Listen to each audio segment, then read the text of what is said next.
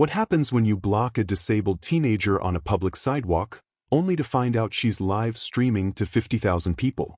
And what do you think goes down when you try to enforce random rules on someone who's actually protected by federal disability laws? Well, our HOA president found out the hard way when she confronted my daughter, Emily, and told her to get her electric wheelchair off the sidewalks in our neighborhood. What this HOA Karen didn't know was that the whole thing was being streamed live, and even the chief of police was about to get a crash course in disability rights. I'm Amanda Riley, but most folks just call me Mandy. I'm a physical therapist, and I work with people with disabilities every day. Never in my life did I think I'd end up fighting for my own daughter's right to simply move around her neighborhood. But that's exactly what happened last month here in our so-called inclusive community, Pinewood Glen Estates. My daughter Emily is 14. She has spinal muscular atrophy, SMA for short, a genetic condition that gradually weakens her muscles. She's been using a wheelchair since she was 4 years old. Eventually, we switched to a motorized one so she could have the independence every teenager wants. Even with her challenges, Emily's incredible. She's a talented pianist, straight-A student, and she's got a big following on TikTok, where she shares music and talks about living with SMA. We moved to Pinewood Glen in Nashville about a year ago so she could go to Westfield Arts Academy, which has a top-tier music program, and just as important, amazing accessibility features. The neighborhood looked like a great fit too. Newer houses, wider doorways, smooth sidewalks, and this cool Central Park area where they often host outdoor concerts. Emily was over the moon. Finally, she'd be able to visit her friends on her own. Back in our old neighborhood, that just wasn't possible, too many broken sidewalks and steep curbs. For the first few months, it was perfect. Emily loved her new school, made friends fast, and loved being able to move around freely in her power chair. Then came Margaret Ellison. Margaret, our HOA president, came back from some months-long vacation in Europe. She was a retired school principal, probably in her late 50s, and she ran the HOA like it was still a middle school hallway. Always had her silver hair done just right, wore perfectly ironed clothes, and never seemed to smile. She'd been president of the HOA for 9 years, mostly because anyone who tried to run against her ended up regretting it.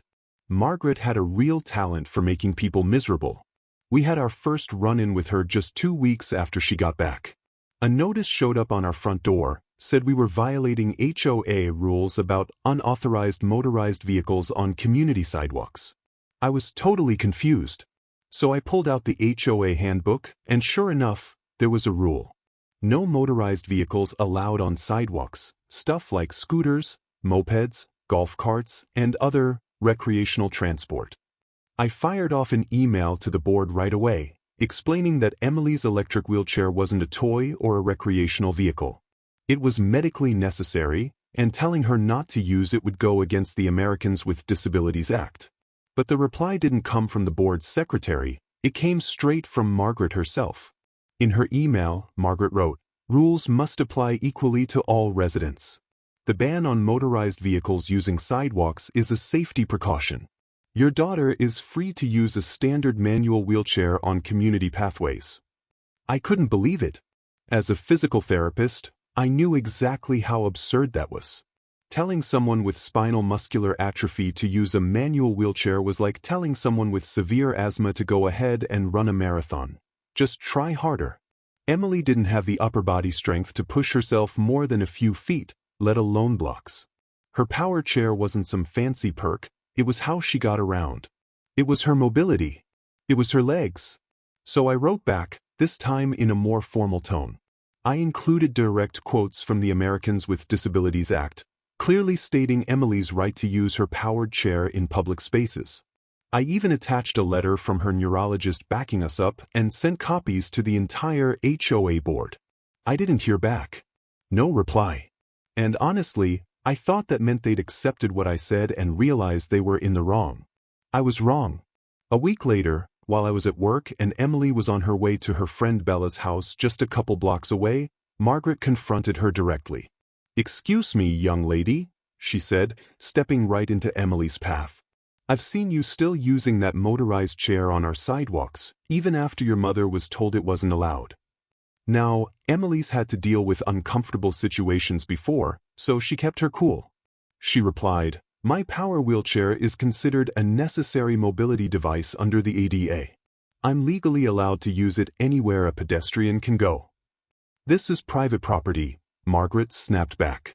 "And our HOA has the right to set rules for community safety. Sidewalks are considered public accommodations under Title III of the ADA," Emily told her, repeating exactly what we'd gone over at home after the first notice. "And the Fair Housing Act says you can't discriminate when it comes to housing-related services." When Emily told me all of this later that night, I was so proud of her. She stood her ground, calm but confident.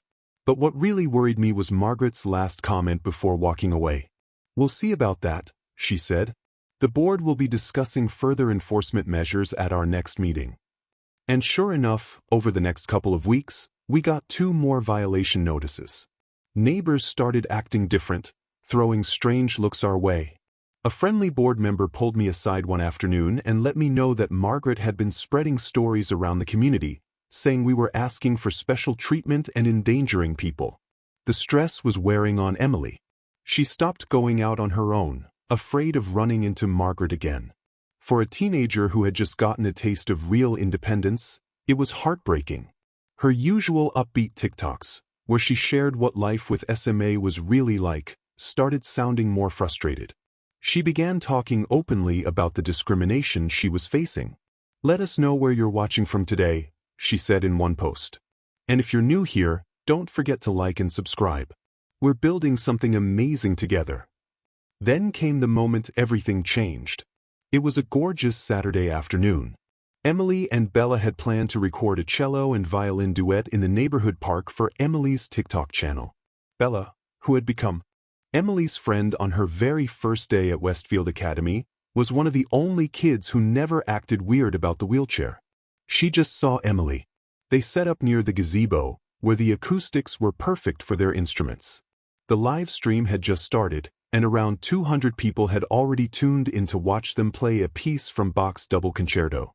Then, Margaret showed up, right behind them on the path. Grace, who was facing that way while they played, spotted Margaret first. Her hands hesitated on the violin strings, and her bow stuttered slightly. Emily picked up on it right away. Something felt off. She stopped playing and slowly turned her chair around. "Ladies," Margaret snapped, walking toward them, "this area isn't meant for private performances." Then, locking eyes with Emily, she added, "And I've already warned you about riding that motorized chair on these sidewalks." The live stream was still going, catching everything, every word, every moment. "We're not breaking any rules," Emily replied, calm but clear. "The park is open to all residents. We're not bothering anyone." "That's not for you to decide," Margaret shot back. "And whatever it is you're doing out here, that powered wheelchair is still not allowed on our community walkways." Up until now, Bella had stayed quiet. But hearing that, she couldn't hold back. "Mrs. Ellison," she said, "Emily needs her wheelchair to get around. It's not fair to tell her she can't use the sidewalks." "Life's not fair, dear," Margaret said, brushing her off with a cold smile. "Rules are here for everyone's benefit. If we start making exceptions, where do we draw the line?" Meanwhile, Emily's live stream was exploding.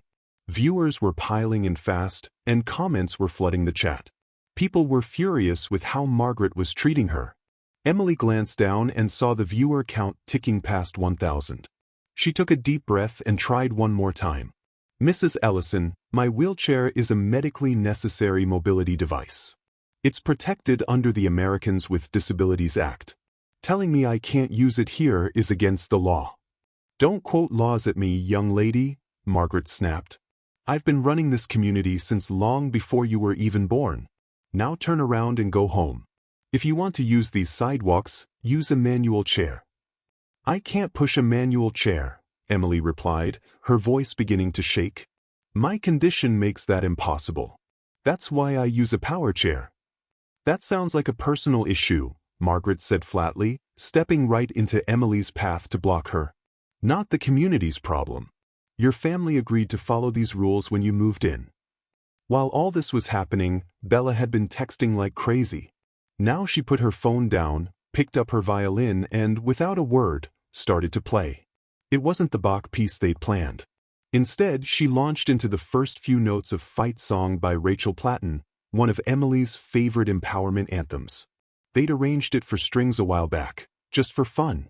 Emily understood immediately. She smiled, lifted her bow, and joined in on her cello. The music rang through the park, strong and defiant. People from nearby homes started to walk over, drawn by the sound. Some stood at a distance, others sat on benches to watch. Margaret looked stunned for a moment, thrown off by what was happening. Then she raised her voice over the music. "Stop this right now. You're breaking the noise ordinance." But the girls didn't stop. They kept playing, letting the music carry across the park. Emily's live stream viewer count was now close to 10,000, and comments were flying in too fast to read. Someone had tagged the local news, and they'd picked it up, resharing the stream on their social media pages. One of the people who got an alert about the situation was Chief Daniel Harris from the Nashville Metro Police Department. He wasn't just any cop, he was also the uncle of a teen with cerebral palsy, and he'd led the push for disability awareness training in his department. When he saw the footage and realized what was going down in Pinewood Glen, a neighborhood under his watch, he decided to go check it out himself. By the time Chief Harris's unmarked car pulled up near the park, things had definitely escalated. Emily and Bella were still playing their duet, now surrounded by at least a dozen neighbors who had wandered over to see what was going on. And Margaret? She was still standing right in the middle of the path, arms crossed tight, clearly rattled, but refusing to move. The live stream had blown past 30,000 viewers and was still climbing fast. Chief Harris, a tall guy with a quiet kind of authority, even in plain clothes, walked up to the group. "Good afternoon, everyone," he said calmly. "Is there a situation here I can help with?" Margaret's whole face lit up when she saw him, probably assuming he was there to back her up. "Yes, officer," she said, a little too eagerly. "These girls are violating several HOA rules and flat out refusing to comply when told to stop." The chief gave a polite nod. "And what rules are they breaking exactly?" Margaret straightened up, clearly ready for this moment. "They're using unauthorized motorized vehicles on the sidewalks, performing without a permit in a shared community space, and now they're disturbing the peace with loud, unapproved music." "I see," Chief Harris said. He then turned to Emily and Bella, who had stopped playing their instruments. "Ladies," he said gently, "could you tell me your side of things?" Emily didn't hesitate. She spoke clearly and confidently. Years of performing had trained her for moments like this. "Sir, I have a condition called spinal muscular atrophy, and I rely on an electric wheelchair to get around. Mrs. Ellison is trying to stop me from using the sidewalks in our neighborhood, saying that my chair breaks the HOA's rule about motorized vehicles. But my wheelchair is a medical necessity. Denying me access like this is discrimination under the Americans with Disabilities Act." Chief Harris kept his expression neutral, but gave her a small nod. Then he turned back to Margaret. "And you are?" "Margaret Ellison," she said firmly, "President of the Pinewood Glen Homeowners Association." "Mrs. Ellison," Chief Harris said, keeping his voice even, "are you aware that powered wheelchairs and other mobility aids are explicitly protected under federal law?" Margaret waved her hand like she was brushing away a fly. "This is private property. We have covenants in place, and all homeowners agree to follow them. That includes our rules. We have every right to set them." "Actually, that's not entirely correct," Chief Harris replied, still calm, but firmer now. "HOAs do have the authority to regulate things like appearances and certain community behaviors, but they can't enforce rules that violate federal civil rights laws, especially ones that involve protected classes, like people with disabilities. That includes the Americans with Disabilities Act and the Fair Housing Act." "But this rule doesn't single anyone out," Margaret insisted. "It applies to all motorized vehicles. It's about safety, not discrimination." "That's called a disparate impact," Chief Harris explained. "Even if a rule looks neutral on paper, if it ends up affecting people with disabilities more than others, it's still considered discrimination. And under the law, that's just as serious as intentional discrimination." By now, more and more residents were showing up, drawn by the unusual sight of a police officer standing in the park. Emily's live stream had passed 50,000 viewers, and hashtags like #LetEmRoll and #SidewalkKaren were trending in the Nashville area.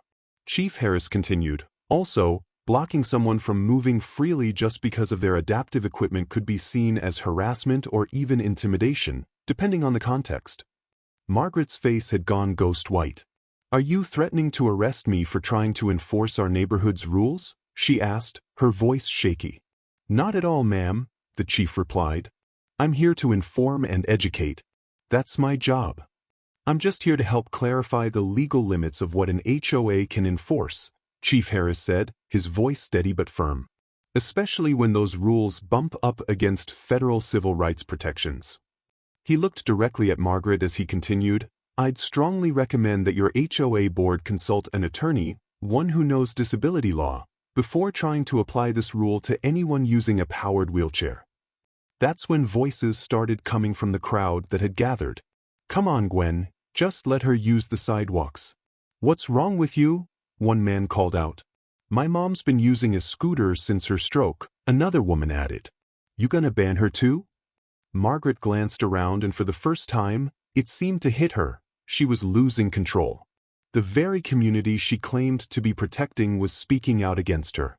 The police officer she expected would support her? He was calmly explaining why she was dead wrong.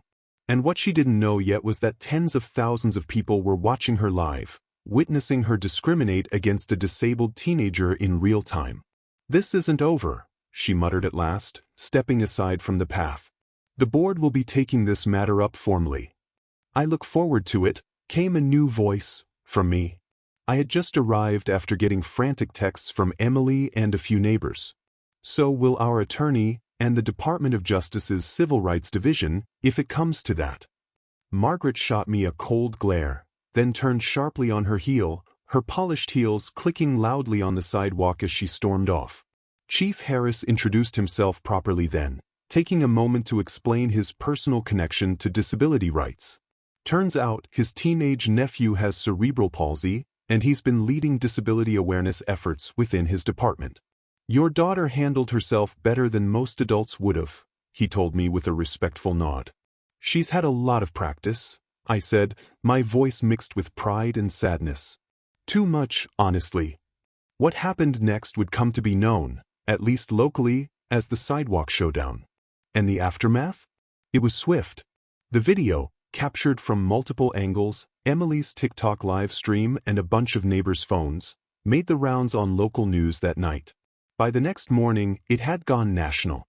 Disability advocates across the country were sharing it as a perfect example of the kind of discrimination wheelchair users still face every day. That Sunday afternoon, the HOA board called an emergency meeting. Margaret faced a room full of residents who had clearly had enough. One after another, people stood up to speak. They talked about her playing favorites, her harsh attitude, and her habit of making up rules on the spot. "My son's been riding a motorized skateboard on those same sidewalks for 2 years, one dad said. "Never once got a notice. But a disabled girl in a wheelchair? That's where you draw the line." An older woman, someone I'd never seen at meetings before, slowly stood up. "My late husband used a power scooter in his final years," she said softly. "Margaret told me it was okay, because we were founding members of the neighborhood. I thought she was doing us a favor. I didn't realize she was discriminating against others." By the end of that 3-hour meeting, the board had voted unanimously to do several things. First, they scrapped the existing rule banning all motorized vehicles on pathways and replaced it with a new one, focused only on recreational devices being used at unsafe speeds. Then, they issued a formal apology to Emily and our family. They accepted Margaret's voluntary resignation, though we all knew that was heavily encouraged by the HOA's suddenly very nervous attorney. And they agreed to create a new accessibility committee to review every HOA rule for compliance with the ADA. The most unexpected twist came 2 days later, when I got an email from a man named James Prescott, Margaret's son. Turns out, he's a disability rights attorney based in Boston, specializing in housing discrimination. He wrote, I can't even begin to say how horrified and embarrassed I am by my mother's behavior. While it doesn't excuse what she did, you should know she's been in cognitive decline for a while now, though she's refused to get evaluated. This incident has finally given us the leverage to step in. I'm temporarily moving to Nashville to take care of her, and, hopefully, to help fix some of the damage she's caused in your community. It didn't justify Margaret's actions, not even close, but it did help explain some of the harshness and rigidity people had started noticing lately. It was a sobering reminder that even the most difficult people might be fighting invisible battles. As for Emily, that day in the park changed everything. Her TikTok following shot past 200,000, and she suddenly had a real platform to educate others about disability rights and accessibility. She got invited to speak at a statewide conference on inclusive community design, sharing the stage with advocates 3 times her age. But maybe the biggest moment came when the Nashville Metro Council invited her to join a youth advisory group focused on improving accessibility across the city. Her first recommendation? Mandatory disability rights training for every HOA board in the metro area. It passed unanimously. And Chief Harris? He kept his word. His department added a new training module for officers on handling disability-related issues in residential neighborhoods, and he invited Emily to help create it. He said nothing teaches like lived experience. Back in our neighborhood, the new HOA board, now led by a neighbor whose own mother uses a power wheelchair, voted to install ramps at all community gathering spots. They also launched a project to map out the most accessible routes through the neighborhood. Emily volunteered to help, of course. As for Margaret, she was eventually diagnosed with early-stage frontotemporal dementia. It's the kind of condition that can cause inflexible thinking and inappropriate behavior long before memory loss ever kicks in. Her son made it clear, it didn't excuse what happened, but he worked closely with the HOA to put better policies in place, so nothing like this could happen again. In a surprising moment of reconciliation, once her treatment had begun, Margaret invited Emily to perform at a fundraiser her son organized for the Alzheimer's Association. And in true Emily fashion, she said yes. Because sometimes, compassion, even toward those who didn't show it to you, is its own kind of advocacy. The day of the event, Emily's cello filled the community center with music. I stood in the back, listening, watching, and thinking about how fast life can shift. Sometimes things fall apart, but sometimes they fall into place. That confrontation, which started with discrimination, had grown into something so much bigger: education, awareness, and change. When Emily finished her piece and the applause settled, she took the mic for just a minute. She looked out across the room and said, "We're all just trying to find our way through life," she said, motioning gently toward her chair. "Some of us just do it with wheels. All we're asking for is the freedom to move forward, with dignity." As we were leaving, a woman stopped us. She looked thoughtful and said, "You know, before all this, I never really noticed how many obstacles there are for people in wheelchairs. But now, I see them everywhere. Thank you for helping me see." And maybe that was the real win, not just securing Emily's right to use the sidewalk, but opening hundreds of eyes to the challenges wheelchair users face every day. Challenges that were never really about their bodies, but about how we build and how we include or don't. Later that week, Emily and Bella recorded another duet in the park. This time, it was with full support from the new board and an audience full of smiling, supportive neighbors. I watched my daughter's face light up as she played. She was exactly where she belonged, out in her community, wheels gliding smoothly down the paths that were always hers to travel.